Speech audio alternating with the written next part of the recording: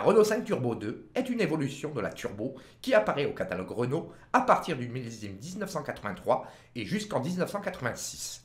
La Renault 5 Turbo 2 fit l'objet de 3 ans d'études par le trio Régie Renault, Alpine et Berex, le Berex étant le bureau d'études et de recherche exploratoire. Son style définitif est l'œuvre du designer Yves Légal. Côté moteur, nous sommes sur un 4 cylindres Cléon-Fonte de 1397 cm3 transversal pris dans la banque d'organes de la régie. Installé en position centrale arrière et alimenté par une injection mécanique Bosch auquel on adjoint un turbo Garrett T3 soufflant à 0,86 bar. L'ensemble développe 160 chevaux et est couplé à une boîte mécanique à 5 rapports de Renault 30 TX. La voiture ne pèse qu'à peine plus de 950 kg, est équipée de 4 freins à disque, abat le 0 à 100 en 6 secondes 4 et a une vitesse de pointe de 210 km/h. Pour les spécialistes des voitures des années 80, elle a un turbo qui fonctionne sur le principe du on-off, en gros, qui donne un bon coup de pied aux fesses quand il se déclenche. Au niveau fabrication, nous sommes sur une méthode quasi artisanale et extrêmement onéreuse.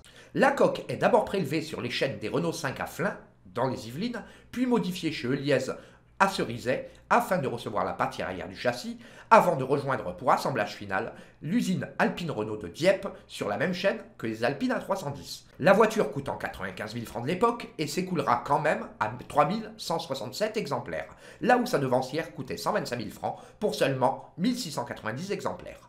Celle apparaissant dans le film de 1983 est de couleur rouge grenade, numéro 759. Immatriculée 2379 SL06, elle fut mise en circulation en août 1982. Elle est la propriété d'un client d'une des plus grosses concessions Renault de la ville de Nice. Le seul modèle utilisé durant le tournage était strictement d'origine, à l'exception de simples liserés dorés sur les hauts des ailes et sur les portières. Malheureusement, elle fut ferraillée en juillet 1988.